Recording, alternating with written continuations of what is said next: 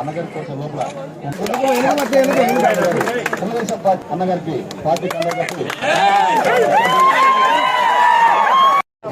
కూడా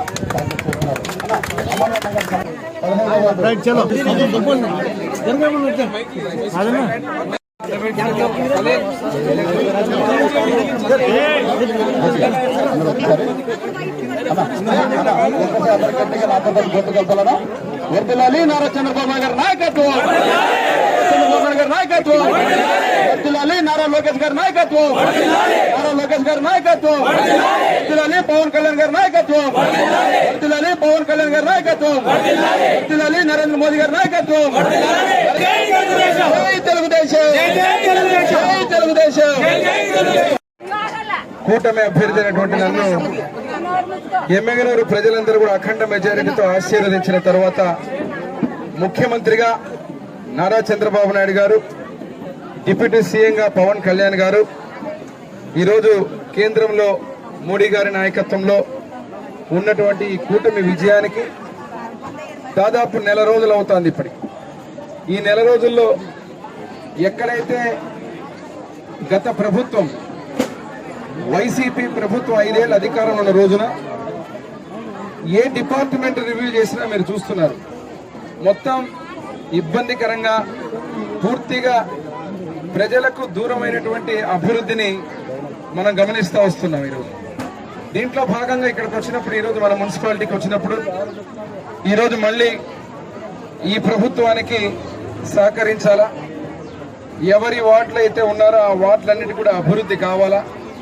ఎక్కడ కూడా 5 సంవత్సరాలు వైసీపీ పార్టీలో ఉన్నటువంటి కౌన్సిలర్లు ఈరోజు దాదాపుగా 5వ వార్డు నుంచి అమానుల్లా, 15వ వార్డు నుంచి ఇషాక్, 23వ వార్డు నుంచి చంద్రమోహన్ రెడ్డి, 29వ వార్డు నుంచి ప్రతాప్ రెడ్డి గారు, వీళ్ళందరూ కూడా 11వ వార్డు నుంచి రఫీక్ గారు, 7వ వార్డు నుంచి సూరి, వీళ్ళందరూ కూడా ఈరోజు ఈ ప్రభుత్వానికి సహకరించాలా, అదేవిధంగా ఎమ్మెగనూరు పట్టణ అభివృద్ధికి సహకరించాలా.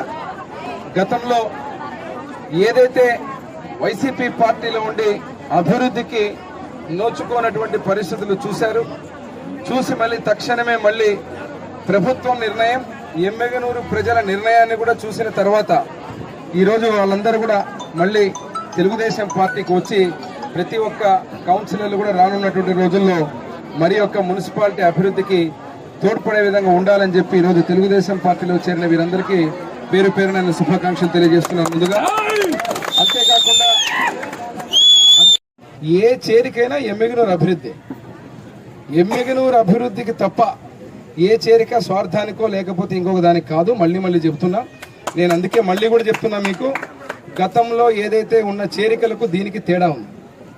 ఆ రోజు ఎలక్షన్ల సమయంలో ప్రజలు తీర్పు ఇవ్వాల్సిన సమయంలో, ప్రజలు తీర్పిచ్చే సమయంలో మీరేం చేశారు? అధికారంలో ఉన్నటువంటి ఆ రోజు వైసీపీ పార్టీ కౌన్సిలర్లని సంతలో పశువుల్లా కొనింది. ఆ రోజు మా దగ్గర ఉన్న తెలుగుదేశం పార్టీ కౌన్సిలర్లను ఆ రోజు కొనింది, ఇది వాస్తవం. ఈ రోజు ఎలక్షన్లు లేవు, వాళ్ళు ఏదో ఆశించి ఇక్కడికి ఏం రావడం లేదు. వాళ్ళు ఆశించింది అభివృద్ధి, మేము కూడా ఆశించేది అభివృద్ధి, అంతే తప్ప పార్టీ మా పార్టీ వాళ్ళు వాళ్ళ పార్టీ వాళ్ళు అనేది కాదు. కండువా కప్పుకున్నాకంతా ఒక కుటుంబం. ఎవరైతే అన్నదమ్ముల్లాగా అందరం కలిసి ఉంటాం, బ్రహ్మాండంగా ఎవరికున్న హోదా, ఎవరికున్న గౌరవం, ఎవరికి దక్కేటువంటి కార్యక్రమం, ఎవరు ఏమి చేస్తే అది వారికి అదే దక్కుతుంది. ఇదే ఫార్ములా దేవుడు చెప్పింది. జగన్మోహన్ రెడ్డికి ఏం దక్కింది? ముఖ్యమంత్రిగా ఏం ఆలోచించాడు? 151 మెజారిటీ ఇస్తే 5 ఎగిరిపోయి 11 మిగిలినాయి. 175 వైనాట్ అని చెప్పి విర్రవీగిన జగన్మోహన్ రెడ్డికి ఈరోజు 11 మిగిలినాయి.